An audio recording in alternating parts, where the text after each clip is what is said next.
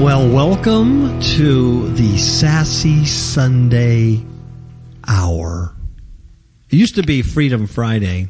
Yep, but we couldn't do Freedom Friday. And then we tried to do it Saturday, and we just had nothing but technical problems. So, today's Sunday. Sassy Sunday. September 4th, 2016. All day long. Before we get started, I just want to give a warning and a disclaimer, okay? It's not a rant. It's just a warning and a disclaimer. From your lips to their ears, Jerry. Exactly. This particular show that you're listening to, if you're new, if you've been listening to Freedom Friday Hour and the KAPOW Radio Show Network, then you understand exactly what it's about and what's going on. I'm not talking to you. I'm talking to new people that may have landed here for some reason. Welcome. Welcome. But this is a conservative talk show. We're conservative and we're very biblical Christian-like in our approach. So we will say things that if you are liberal in your thinking or sensitive, it could make you cry or wet your pants. My strong suggestion is, if you're sensitive, if you're a cultural Christian communist, I suggest you go listen to something else. I beg of you, please. Because I don't want you complaining and then going on your True Christian Reddit forum and whining about it. Please, just go somewhere else. It's very conservative, and it's politically incorrect for the most part. That's what this show is, all right? You have been warned. Please, please, don't put yourself through it. Okay, Ms. KAPOW. All right. We are going to talk about safe space silliness. Safe space silliness. You know, I originally thought of safe space stupidity. It's just too harsh because words matter. Words matter. We have 3 stories. Duke University debuts its first safe space. You're going to love this. Mm-hmm. Rutgers University has a Language Matters program. That's right. And you need to talk nice all the time. But you're going to see how ridiculous this is becoming. And then Georgetown University, you know what? They're going to give priority admission to a certain group of people. Priority admission. Mm-hmm. Why? Because they scored higher on the university entrance exam? Nope. Nay. Because they got scholarships because they worked their butts off in junior college or in high school? Nope. Nay. Priority admission at Georgetown University if you're a slave descendant. From what year? When we had slaves back in the 1800s. We're in a whole prison planet. I understand that. I see. They're going back a couple hundred years. And they're going to make reparations. And we'll talk about that and why. And it's fascinating. That's the first segment. And then we're going to do a second segment. But I'm not going to tell you what it is. And we're going to do a third segment. And I'm not going to tell you what that is until we get there. So hang on. You have a scripture, Ms. KAPOW? Yes. Well, when I read these stories, what came to me was wicked imaginations. Mm-hmm. And so I did a word search on that in the Bible, and the very first one that came to my attention was in Genesis 6:5, where it says, "And God saw that the wickedness of man was great in the earth, and that every imagination of the thoughts of his heart was only evil continually." And as we know in Proverbs 6:18, that is one of the things that God hates. One of the 7 things that God hates. And it says, a heart that devises wicked imaginations. Mm-hmm. Then we go in the New Testament, And we read in Romans 1:21, and I'm going to read from 18 through 24. And it says, "For the wrath of God is revealed from heaven against all ungodliness and unrighteousness of men, who hold the truth in unrighteousness, because that which may be known of God is manifest in them, for God hath shown it to them. For the invisible things of him from the creation of the world are clearly seen, being understood by the things that are made, even his eternal power and Godhead, so that they are without excuse, because that, when they knew God, they glorified him not as God, neither were thankful, but became vain in their imaginations, and their foolish heart was darkened. Professing themselves to be wise, they became fools, and changed the glory of the uncorruptible God into an image made like to a corruptible man, and to birds, and four-footed beasts, and creeping things. Wherefore God also gave them up to uncleanness, through the lust of their own hearts, to dishonor their own bodies between themselves." Now, the Bible also says that we are to cast down our imaginations, and every high thing that exalts itself against the knowledge of God, and bringing into captivity every thought to the obedience of Christ. And that's in 2 Corinthians 10:5. You know, if a person, let's say a man, he all of a sudden says, "Well, I'm attracted to other men. I'm a homosexual. I was born that way." Is that an imagination? Yep. Yes. If he says, "I think I want to be a female. I want to be a transgender." Is that an imagination? Yep. Yes. And this scripture addresses these kind of things. There's so many Christians out there, and I call them professing Christians. I really do, because they're very cultural, and they're liberal, and they're communist. And what they try to do is manipulate other people to think the way they do in a liberal sense.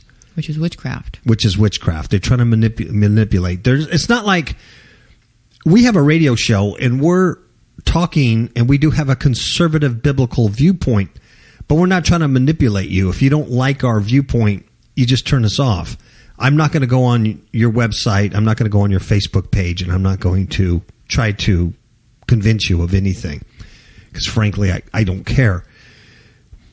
But there are these Christian commies out there that are falling into this stuff, and now they're attacking other people and saying, Jesus wouldn't use a pukey face and say that this transgender female that turned into a man who's now breastfeeding a little baby is disgusting. Well, he would. And not only would he say it's disgusting, Jesus would say, and he has said, if you continue to practice sin without repentance, you're going to be forever damned, which is a lot heavier than a pukey emoticon. Exactly. Students at Duke's University Sanford School of Public Policy are going to have a new safe space, Ms. KAPOW. The room is called the Sanford Safe Space. Why is it that I always go into a lisp when I talk about this kind of stuff? It's just, that's what you hear it in your head. Safe space. I need a Sanford safe space. I don't know what that is, but yes, it just automatically goes into gayness. What they did is they took a former faculty office and they turned it into a safe space. That's not fair. It's not fair, because that is the teacher's safe space. Yeah. From the students. From the crazy kids. So they want to go to the faculty room where crazy kids can't get to them. But now they don't have a safe space. It's not fair. Exactly. Now, here's the deal. According to Duke University, they say, and I'm gonna read it just like they would say it. We want to have a place for people who feel marginalized and face constant attention for characteristics that are immutable, like their skin color or their religion, their immigration status, or whatever, whether they're from another country, to be able to heal. Oh. That's said by Professor Catherine Whitten, and she's the co-chair of the Sanford Committee on Diversity and Inclusion. And they developed a safe space. Mm-hmm. So let's break this down a little bit. Immutable characteristics. What does that mean? That means they can't change. So the first one she says, is like their skin color. Okay. Well, is that immutable? Can't change it. Michael Jackson did. Michael Jackson went from a black man to a white man. Mm-hmm. He also went from looking like a black man to Diana Ross. Mm-hmm. Okay, but Michael's dead. But most people can't change their skin color. No. It's immutable. I understand that. She also says people who feel marginalized and face constant attention for that. In this day of age, do you think people... I'm a brown man. I have brown skin. It's beautiful. It's golden brown. It is. It looks like... Well, you know the brown on a UPS truck? Uh-huh. That's the color I am. Really? Yeah, I look like a brown truck. I don't feel people staring at me. Mm-mm. And go... Little kids at Walmart don't look up and go, Mommy, it's a brown man. They're not looking at you because of the color of your skin. No. They're looking at me because I'm wearing Speedos and flip-flops. And that scroll on your head. And a scroll on my head and a hammock. Mm-hmm. That's why they're looking at me, but not because I'm a golden brown man. No. But anyway, that's what she says. They need a place because they feel marginalized because they're facing constant attention for their skin color. Okay, immutable. But the next one is their religion. Mm-hmm. What does that mean? Is that immutable? Well, you can change that. You can change your religion. You can also, not wear it on your sleeve or wear a burqa or wear a hammock or wear a Christian cross. It's not immutable. How about their immigration status? You can change that. You can actually become a legal citizen. Mm-hmm. Or just come here legally. Yeah. What a concept. So people might face constant attention because they're here illegally? Mm-hmm. Or maybe they're from another country. When's the last time somebody from another country got marginalized at Duke University? Look at that guy. He's from Japan. I'm just trying to point out how silly this is. It is silly. And the reason why the safe space is developed is so they're able to heal. Mm-hmm. Heal. Heal from what, I wonder?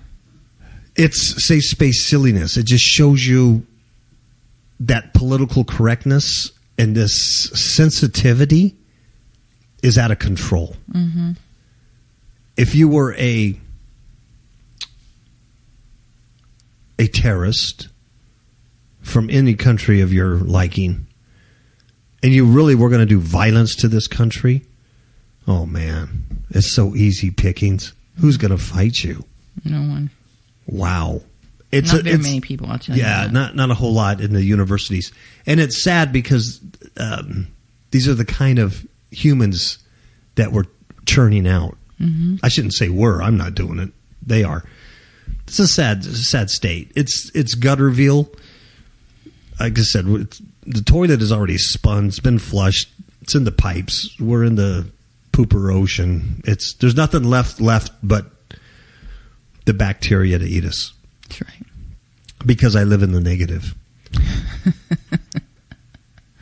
And those who have septic tanks will understand what I just said about the bacteria eating the poop. Mm-hmm. If you have a septic tank. If you live in a city and you just flush your toilet, you don't know where your poop goes, so you don't understand septic systems. I understand septic systems. I had one for 17 years, and you got to take care of your tank. Mm-hmm. You do. Yes, it's very important. Mm-hmm. You don't want backflow. You take care of your tank, it'll take care of you. That's right. Students in Rutgers University are being encouraged to use only language that is helpful, Ms. KAPOW. And necessary. Okay, if it's not necessary, if it's not helpful, don't say it. Don't say it. If you can't say anything nice, don't say it at all. Don't say it at all, Ms. KAPOW. And you know why? Why? they need to avoid committing microaggressions.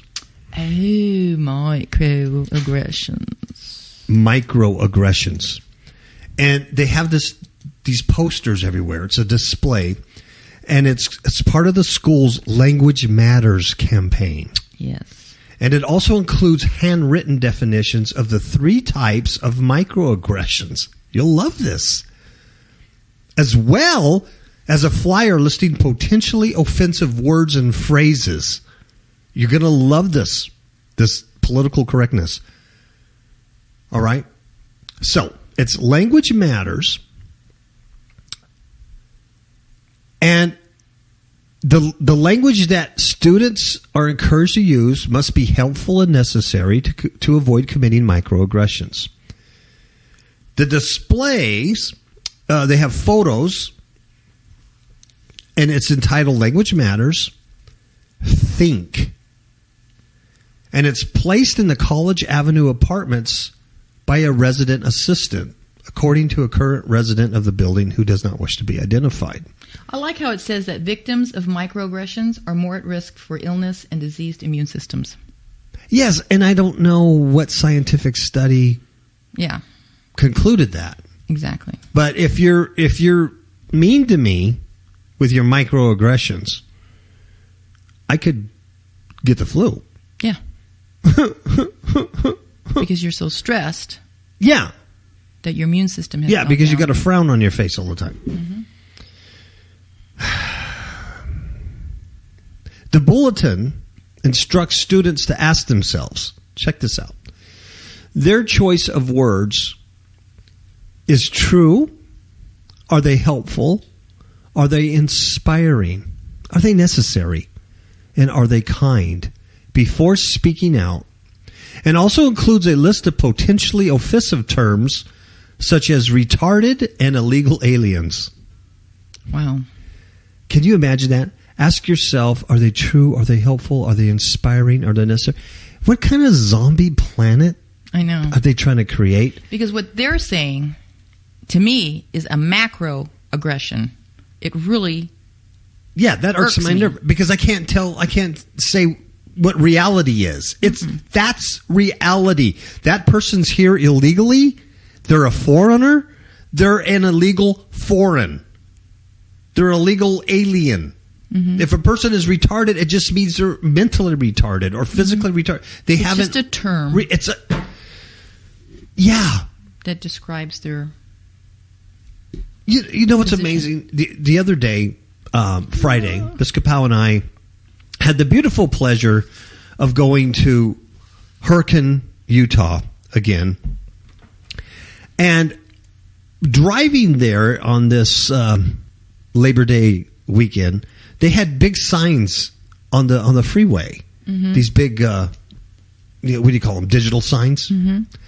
And it cracked me up because it said, "Stupid drivers and smartphones don't mix." Exactly. And they had half a dozen of these signs as you're driving through Utah. And I thought of this particular story when I read that. And I went, how insensitive. Was that necessary to call us stupid just because I'm on my smartphone and I want to text while I drive? The state of Utah used the word stupid on their freeways. You got to give it to them. Yeah. So obviously they didn't get this memo on microaggressions. I got it. Good for them. Okay. The board warns students that failing to follow these guidelines could lead them to commit a microaggression. And you know what a microaggression includes? Yep. Micro assaults, micro insults, and micro invalidations. Micro invalidations. Yeah. It's like when you don't feel good, and I say, well, of course you feel good. You're invalidating me. Yes. What you said. Yes. They actually explain what this stuff is, and it's amazing. Or if you say you feel like a girl today, and I say, no, you don't, because you're a male. That's invalidating what you're feeling. Yeah, well, and plus it's a micro insult, because you called me a male when I'm clearly a chick. Yeah.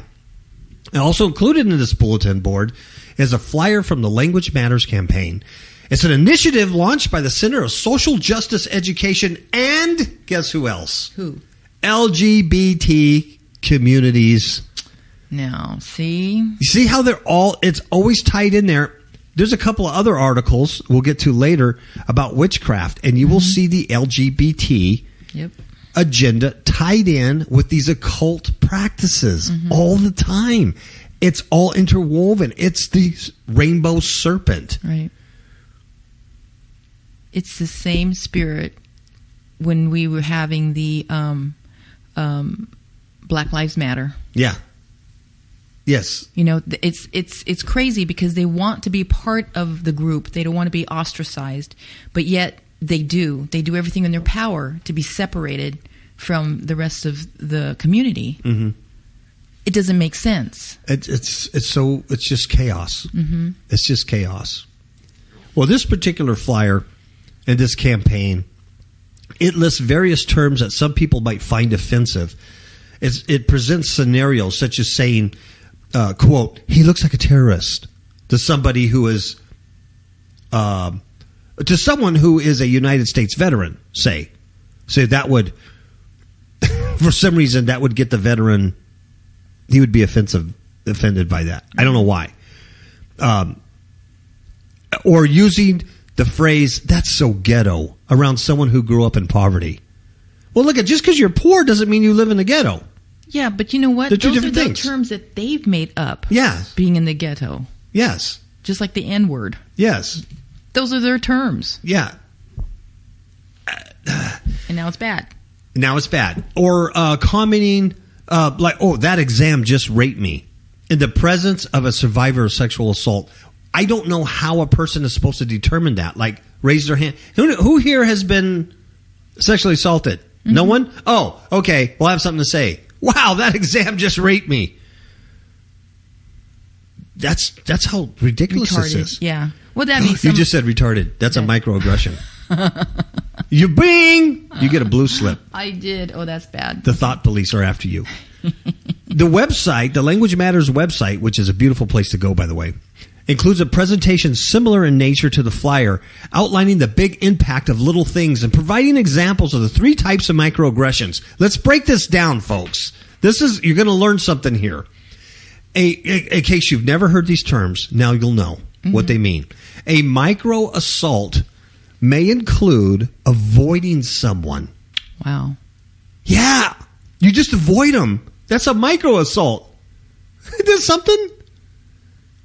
Wow. For instance, okay, while an example, okay, that's the example of a micro assault, avoiding someone. An example of a micro insult is telling someone they are strong for a girl. Wow. See, now I would think that would be a compliment. Yeah. Well, I would receive it as a compliment. Well, you get micro insults all the time at the gym. I do. Yeah, she does, because men will watch her working out. And they'll just go, wow, that's a lot of weight. You know, she's strong. For a chick, yeah, she's a little woman, and she's lifting quite a bit of weight and stuff. But that would be insulting to some people. You're strong for a girl. What's the correct thing? Oh, you're just strong?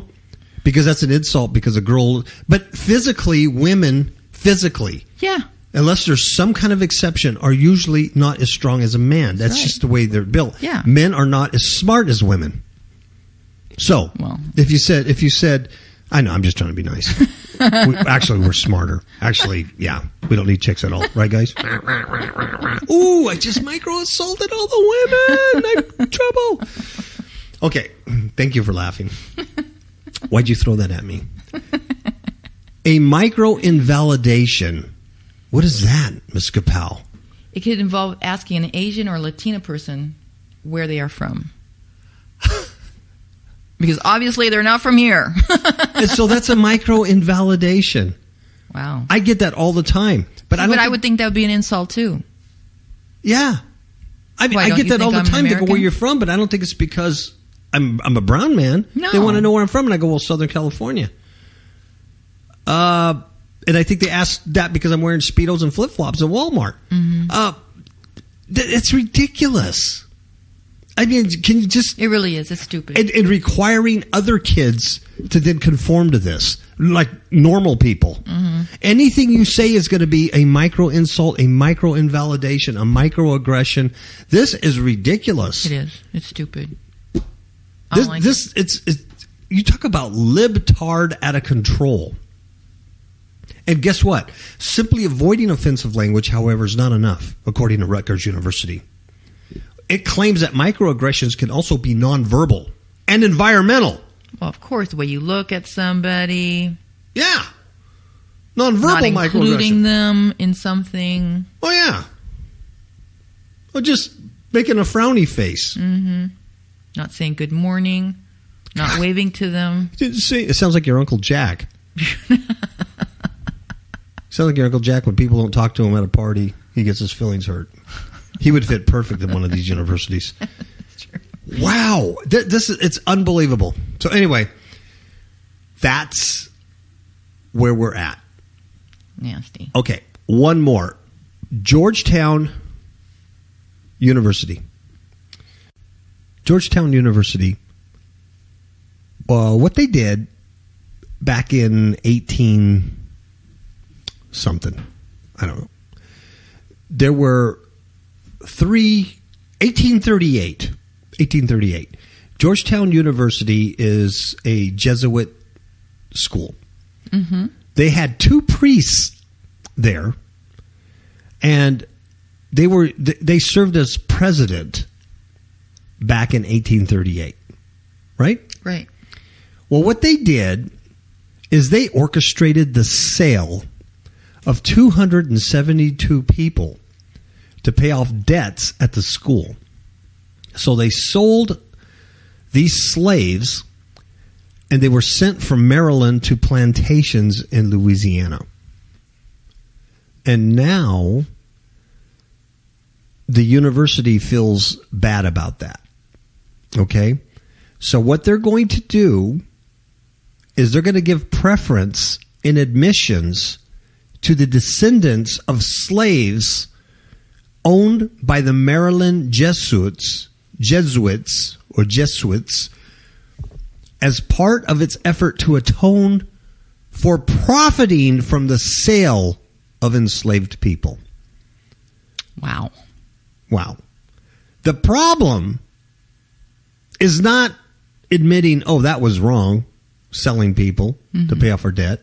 That's not the issue. The issue is 150, 200 years later, you're now going to hunt down the descendants of those people. Had nothing to do with it. Mm-hmm. And then give them preference and admissions to Georgetown University. Yeah. Now, do you think of one of those descendants who, has a high school diploma and he's a mechanic somewhere and I want Georgetown. You think they're going to turn him down? Nope. That's crazy. And then you got the people that really deserve to go there and they can't. Yeah. Once again, I'm not saying they were right 150 years ago doing that, but this doesn't. Right. No, it doesn't make it right either. The president, John DiGioia, a Jesuit, told news outlets that the University in Washington will implement the admissions preferences. He says Georgetown will need to identify and reach out to the descendants of slaves and recruit them to the university. Wow. Maybe I can trace my background or something like that, and I can get on board. Never know. Get some phony documents or something like that, man. Can you imagine? You don't need no phony documents. Maybe, there's some... Maybe you're a descendant from one of those slaves. Yeah. Are they going to pay for it? Are they going to pay for my schooling, too? Oh, yeah. They should. Yeah. Get free housing. I'm mad now. Get free. I think I just sensed a microaggression. I did. Okay, to continue on Sassy Sunday, Safe Space Silliness. You know what that is? That's what you call an alliteration in English. Alliteration, that's when you're using the same, like sweet, sweet song of salvation is an alliteration. So, Sassy Sunday, Safe Space Silliness is an alliteration. All right. It's a little English for you. Okay, South Carolina school bans the American flag from a football game. This blew up.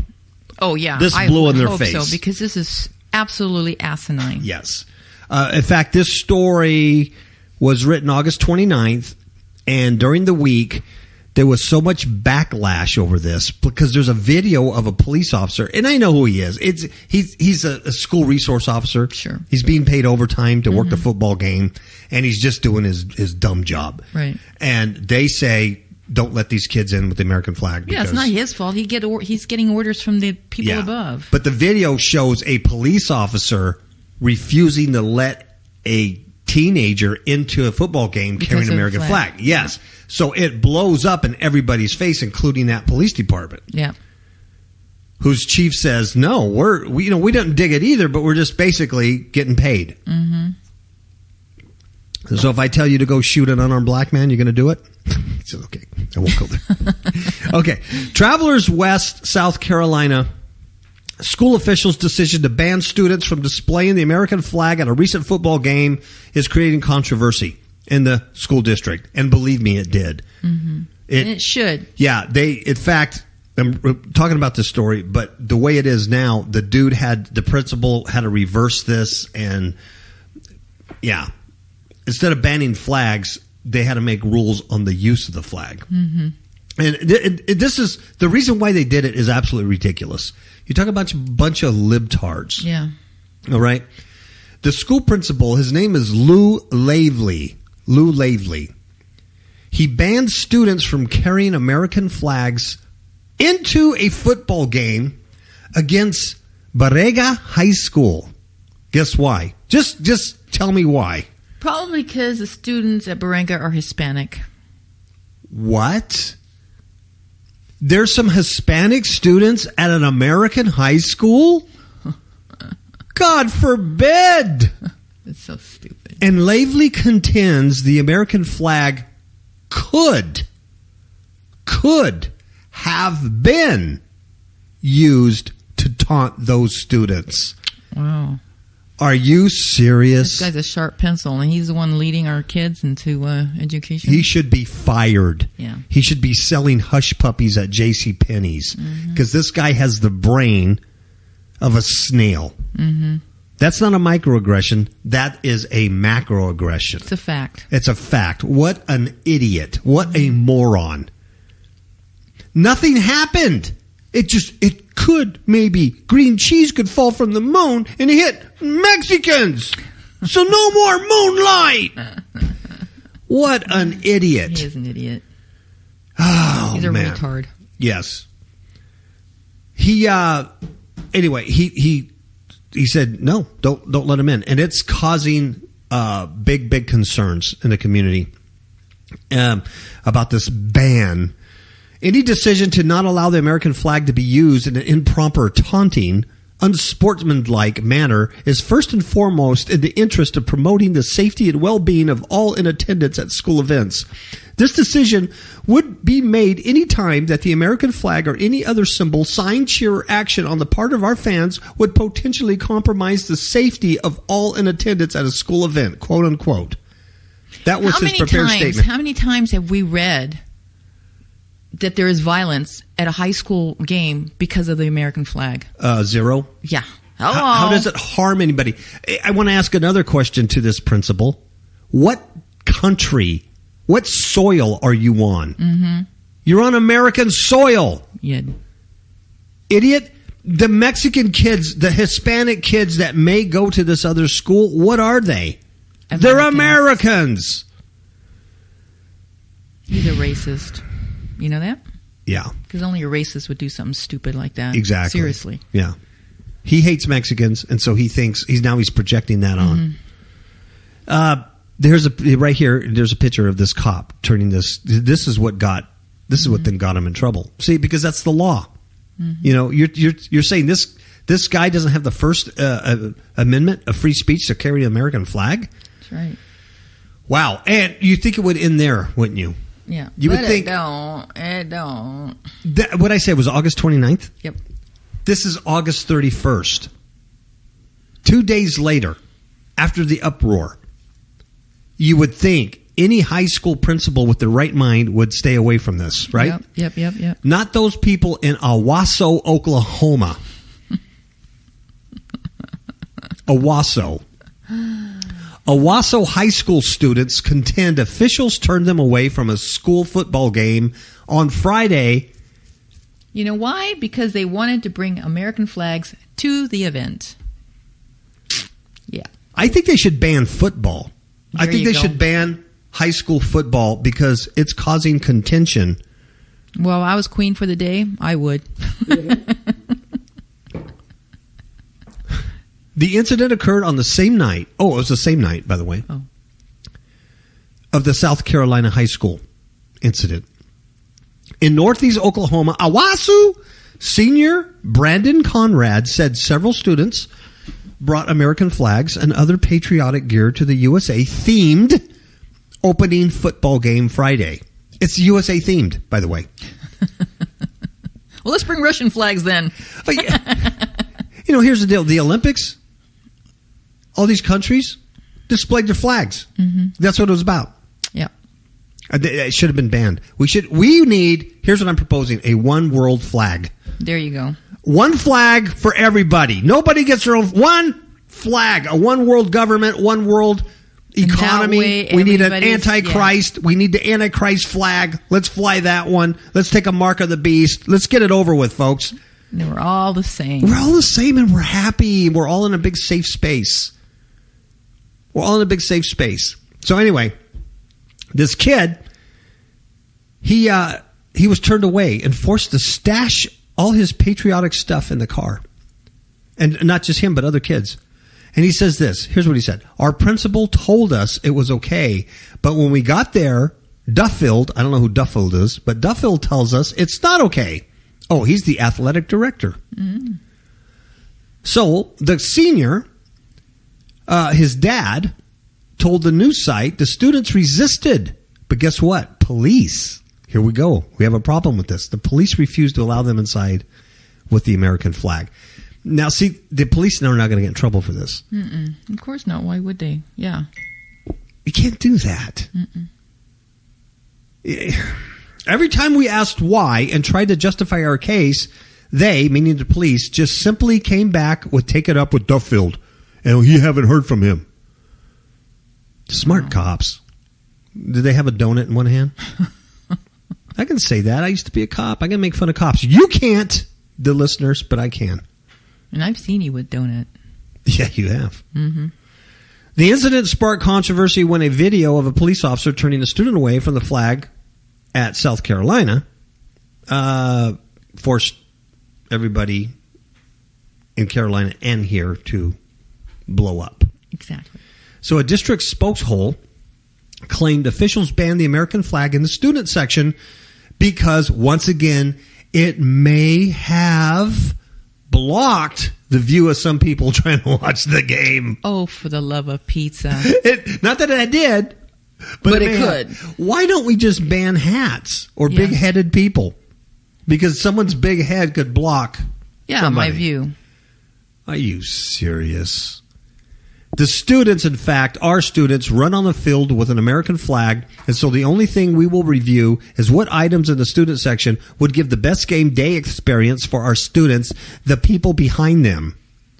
The incident in Owasso occurred on the same day as Travelers West High School. The principal, Lou Lavley, banned students from carrying American flags to a football game in South Carolina. Yeah, same day. Pretty interesting, though, that there's these two states that had this incident. Yeah. Someone's talking. Somebody's ridiculous. Okay, next is going to be, we're going to switch gears here, and we're going to talk about the devil. The devil. Okay, the devil. Switch gears here. Well, before we talk about the devil, I got to do one more safe space story. Híjole, papa. Gender identity inclusive video games. Ah, yes. Yes, because this is kind of a safe space thing, too. And then we'll talk about Orgy Dome and the Witching Hour. Okay. Yeah. But after this commercial break.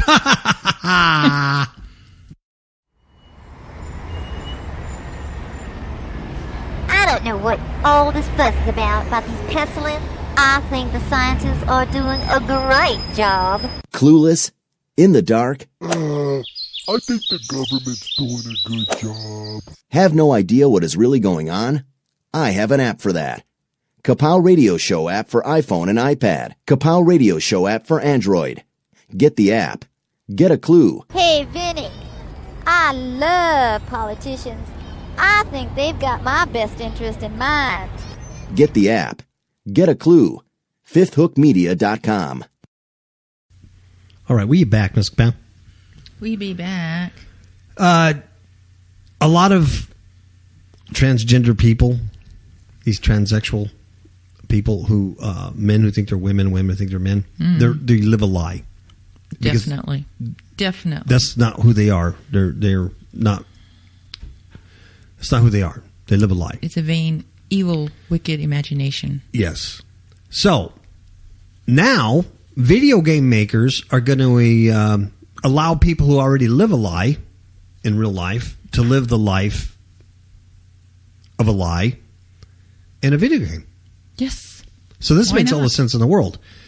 So this video game and games allow characters more varied sexual identities. And here's a picture of this boy. He calls himself Blair Durkee.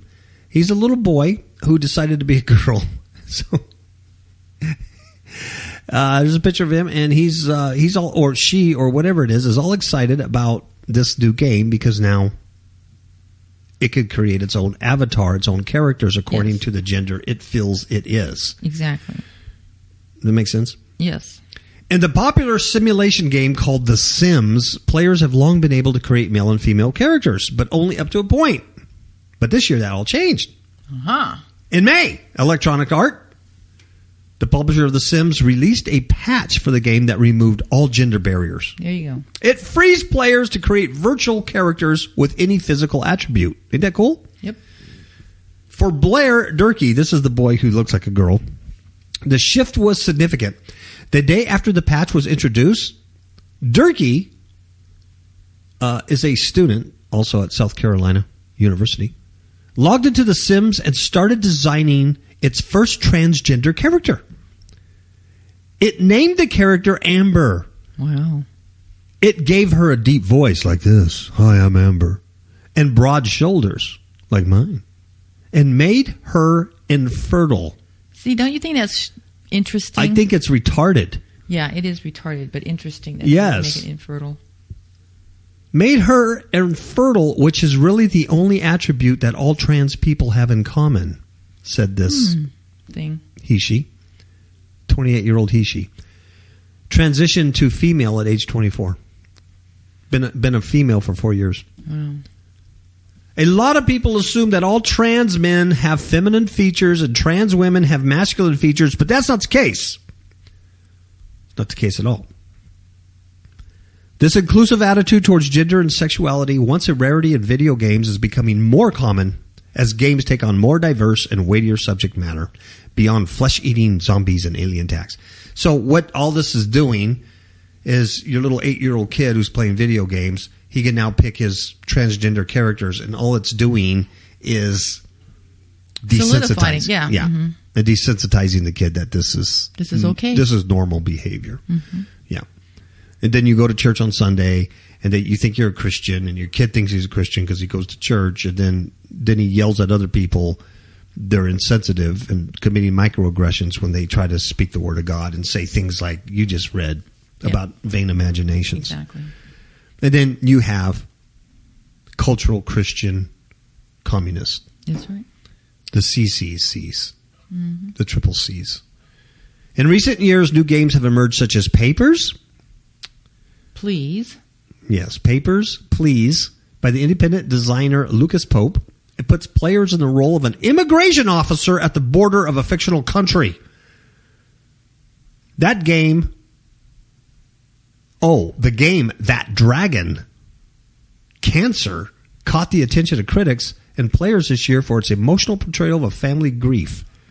The game is based on the experience of two of its creators whose son died of cancer in 2014. So that doesn't sound like a fun game to me. It sounds like a terrible game. It sounds like all you're doing is taking all the nastiness of life and then putting it into a fun game, a fun video game. And yeah, that's like watching one of those sounds heavy, very nasty satanic movies. to me. I'm sorry. Oh, but I just think it's stupid. It is.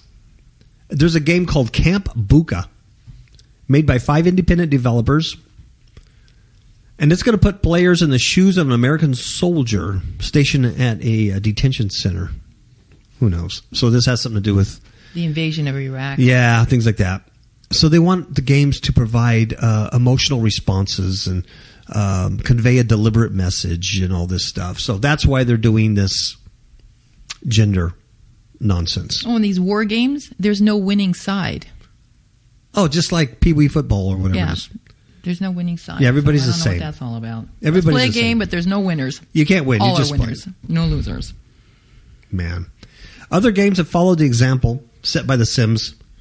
There's a game called Fallout 2 and Fable. It allowed same-sex marriage between characters. BioWare's role-playing games Mass Effect and Dragon Age introduced LGBT characters. More recently, the acclaimed PlayStation 3 action-adventure game The Last of Us featured a gay teenage protagonist. So there it is, folks. If you have that kids... was The Last of Us. Yeah, that's The Last of Us. If you have kids and they're playing video games and you don't know what they are, you might want to check that out because they're being desensitized to the satanic agenda. All right? And I'm talking to people that are still listening because hopefully the sensitive people have left a long time ago. Mm-hmm. All right. Okay, let's switch gears. Let's talk about the devil. The devil. The devil. Sex Fest. Hey, I got your attention. Sex Fest. Everyone's like, yeah! Everyone who enters intends to have sex inside the Burning Man Festival's Orgy Dome. 5,000, yes, right. 5,000 horny revelers get down and dirty every year at the Burning Man. Everybody knows what Burning Man is, right? Burning Man Festival's here in the Nevada desert, not too far from us. Mm-mm. They go out to the desert. Celebrities go there, big stars. There's a documentary on it. Yes, Burning Man is. documentary if you want to know about it. Very good. I don't know if it's on Netflix or where you can get it, but we watched it a few years ago. Probably get it on YouTube. Yeah, probably. Yeah, Burning Man. It's highly. If you never heard of this, it's highly satanic. I mean, I want to say a cult, but it's not a cult. There's nothing hidden about it. It's just an orgy fest. Yeah, it's drug pure fest. paganism, hedonism, drug fest. These people stay in the desert for a week. They don't shower. They don't have bathrooms. They're just nasty, filthy, gross. They're naked. Mm-hmm. It's unbelievable, and it gets bigger and bigger. People love this stuff. And so, but we're going to talk about a specific thing called the Orgy Dome. It's a 24-hour promiscuous tent. It's open to all adult couples and moresomes looking for a safe place to love. It goes with our safe place silliness, our safe space silliness, doesn't it? It does. So here's an orgy safe space, okay? That's right. Don't commit microaggressions. Because you won't be judged there. You're not going to be judged. You can do whatever you want. Exactly. Let's see. Among the attractions is the Orgy Dome. It's run by a group called And Then There's Only Love. It's 24-hour giant tent. It's billed as a safe, a sex-positive, consensual space for couples and more thumbs to play. Sex-positive. It's welcoming the combination of love in all forms. And everyone's invited. Regardless. Regardless if you're straight, lesbian, gay, bi, polyamorous, or monogamous. Couldn't see that. Yeah. More than 5,000 people enjoyed the delights of the Dome last year. Mm-hmm. That's a lot of people. That's a lot of people doing Love Fest out in the desert. According to one Reddit user and frequenter at the festival, the Orgy Dome has a nice setup, clean towels and cushions, and a moderate climate control. The door is always staffed, and you must be with a partner to enter, though some partner swapping has been known. The guy said inside is generally not a writhing pool or pile, pool's probably better, of 10 or 15 naked bodies, as the name might suspect. Usually the dome is occupied by couples with some threesomes and moresomes. There are some people watching on the edges. Voyeurism and having an audience are definitely in play here, so know that going in. If someone is bothering you, most of the time they'll stop when you ask, although the tent staff is happy to help resolve any uncomfortable problems that may arise. I don't think people that go to this thing are going to have any issues with being uncomfortable. Yeah, or bothered, or someone's You know what I staring mean? at you. I doubt that very much. As well as old-fashioned orgies, the Orgy Dome is fully equipped with massage tables, mattresses lining the walls, sheets, couches, and supplies, including lubricants and condoms. Okay, see, that doesn't sound clean to me. Sounds nasty. Well, yeah. And I don't filthy. think these people are into hygiene. No, they don't So, care. They don't care. Gross. There are also classes on sadomasochism, That's nasty. group erotic massage, and theme nights, ranging from threesome specials to competitions for the loudest motors. Oh, for the love of Okay. pizza. So, I mean, the reason why we're reading this is to show you the complete depravity of Humanity. Of humanity. It is a complete occultic, hedonistic paganism going on in the Nevada desert every year. 5,000 plus people go there. Celebrities. I read that Paris Hilton went there. Katy Perry, just to mention two. Unbelievable. And everything goes there. The law enforcement stays away. There's drugs. You do whatever you want. You're out in the desert, do whatever you want. Unbelievable. Unbelievable. But it's a safe space for the orgy people. Safe space. Here's another safe space, okay? Because a lot of times when you're a devil-worshipping witch, you really have nowhere to go. No. And if you're walking around Walmart with your witch's hat and your broom, people stare at you. Exactly. And then you're looking for a safe space. There's no safe space for witches to go and feel. Right. Because they feel like micro insults. Right. Especially if someone ignores them and leaves the aisle. Yeah. But this place provides a safe space for witches. It's called the Witching Hour, and they dance with darkness. It's at a club. It's a nightclub for witches. See? Wouldn't you like to go to that? No. Actually, the name of the place is called Coven. How appropriate. Isn't that nice? It's London's first and only occult-themed nightclub. Now, this guy who wrote this article actually went down there to experience it. And here's what he says. He starts off and he says, it's around midnight on a Saturday night, and I'm in a darkened room under a railway arch in East London, frantically pulling my jacket off the back of my seat and trying to make a dash for the back wall. On stage, a man is crouched on all fours with a funnel inserted into his anus, into which water and dishwashing liquid are being poured. Oh, Lord. The crowd scarpers to the sides before the crescendo spurts out, soaking the now empty rows of seats to a chorus of screams and laughter. Okay, that's just nasty. Okay, right there, you could just stop and you can see the abomination Yep. of demonic takeover. There's nothing else to say. Lord, Lord, Lord, Lord. These are human beings or ex-humans, earth dwellers, who've sold out to the Prince of Darkness. And this is their behavior. This is their behavior, and they're laughing, and they love this stuff. Some dude on stage getting an enema. And then, yeah. In a nightclub. Ugh.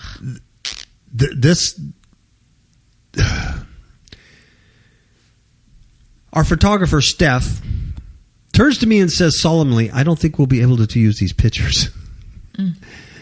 He continues, he writes, I'm at Coven, London's first occult-themed nightclub and a self-styled safe space for the LGBT community. You see the theme? Yep. Safe space silliness. Every single story we covered has the term safe space in it. Every single one. The universities controlling speech and behavior, to sex orgies in the desert, to occult-themed nightclubs. Is safe spaces a thing of God? Nope. Would you ever find a safe space in a church? You shouldn't. Should a church or any pastor or minister ever use that term to draw people into his congregation? Like, hey, this is a safe place to worship. No one's going to bother you. Nope. You can sit here and be the worst, nastiest person, and we welcome you. Nope. No, it's totally demonic. That's right. Totally demonic. Absolutely. I just learned something here. Mm-hmm. Safe space, silliness, is from the pits of hell. There's not one story here where it's normal. Mm-mm. Because it's a place of secret, a place of darkness, where you think your deeds cannot be exposed. Mm-hmm. The Bible talks about that, where they do stuff and they go, well, he's not going to see, he's not going to know. He doesn't know. Meaning God. And how about Jeremiah? It's the son of man. Looking, tick into the east wall of the temple. Mm-hmm. Look in there. Look what these idiots are doing. The elders of Israel, the priests, they're facing east and they're worshiping Tammuz. They're worshiping images on the wall. Isn't that Ezekiel? Oh, yeah. I'm sorry. Ezekiel. Thank you. I get my prophets mixed up, man. That's all right. It's all right. They won't get mad because because they don't consider that a microaggression. Mm-hmm. Because I called Ezekiel Jeremiah was like, you hurt my feelings. I'm going to heaven in my safe space. They're cool with it. They've been sawed in half, burned at the stake. They're kind of used to that stuff. Oh my Lord. Okay, so it's a self-styled safe space for the LGBT community, the witchcraft community, and anyone at all interested in the stranger side of life. Stop. The thing I want to make a point of right here, notice that LGBT is intertwined all the time with occult, Satanism, witchcraft, safe space. That's right. It's the avatars, the video games. They can't be separated. They're the same. They're the same. So anybody still listening, you can't be a Christian and keep practicing this kind of sin of homosexuality, transgenderism, LGBT. You can't. Impossible. Because these are the things you'll be getting yourself into. This is it. Yes. These are signs. These are things all around you. So when you hear these words, just like when you hear Agenda 21 stuff about sustainable communities, raise a red flag. Right. Safe space, raise a red flag. So the male ping pong show that this guy starts writing about, this male ping pong show in the club, is performed by professional dominant master Dominic. It's one act in a lineup that features plenty of nudity, fake blood, and impersonations of David Icke. You know why they're making fun of David Icke? Because he believes that the royal family are shape-shifting lizards. Yep. So they make fun of him. Mm-hmm. Isn't that interesting? Because that tells me that it's true then. Yes. Because why wouldn't you just ignore it? Go, this guy's a nut. He's crazy. Marginalize him. Why would you have the need to make fun of him? That's right. Because if he thinks that royal family are shape-shifting lizards, what does that have to do with you? Mm-mm. That means it's true. That means these people doing this are reptilian. That's right. They're all part of the reptilian race. Period. The founders of this Coven Club are Foxy and Lucius. What does Lucius sounds like? Yeah, Lucifer. They're two practicing witches. They were growing frustrated with both London's alternative club scene and its occult scene. You dig it? Well, let's just put them all together. Exactly. Quote, there are scary things going on right now with clubs like Madame Jojo's shutting and so many people being priced out. Everything seems so airbrushed and tame. There's no room for mess, mistakes, and experimentation. That's what we felt was missing. This is the same thing that goes on in Burning Man. Mm-hmm. See, they're never satisfied. No. They always have to do more. Yes. They get bored. Yeah. In fact, they deride the current occult scene as exquisitely boring. There you have it. And they explain that it seemed natural to take it out of bookstores and onto dance floors. There's nothing live going on. There's no live rituals, just readings, laments Foxy. We wanted to bring it to the performers who want to try something new. We want to be messy and offensive. That's what Witchcraft should be all about. We want to create a space where anything can happen. There you have it. And look at this picture. This gal's covered with fake blood. She looks like a zombie. Yeah, she's naked on the floor. Oh, yeah. Yeah. And she's a cabaret fetish performer. For the pair, witchcraft and nightlife are natural bedfellows for several reasons. They explain that for them, magic is about creating the life you want, which is arguably what the clubs have always been about. Creating a space. Here's the word again. A space for people to come together, embrace freedom of expression, and manifest their ideal world. The underground nature of nightlife, particularly the LGBT, also fits with the secret lifestyle that witches have been forced into over the years. She goes on and says, witches were persecuted throughout history. A lot of the occult scene merges with the queer scene. They said that. That's right. Not just me. They said that. Mm-hmm. They said, let me repeat, a lot of the occult scene merges with the queer scene. There's a parallel between witchcraft and people who feel either persecuted or ostracized. If you belong to a minority, then being more interested in witchcraft goes hand in hand. Mm-hmm. That comes directly from a witch who owns a nightclub called Coven. That's right. He just made my point for safe space silliness. Yep. So it goes on. It's a sick club. All this stuff's on our Facebook if you want to look at it. It's disgusting, but that's the state of mankind right now. That's right. It's not getting better. No. And the imaginations aren't going away. That's right. We really are at the end game. Mm-hmm. Now, the only thing I have to say at the end here is if you guys are praying people, pray for the KAPOW radio show, because we've had nothing but technical difficulties this week. And it's really difficult to get these shows out.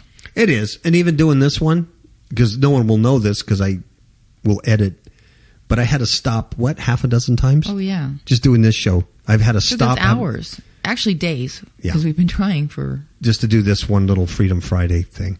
It is what it is, but thank you, Ms. KAPOW, for requesting that. So, why don't you give everybody something? Ciao, babies.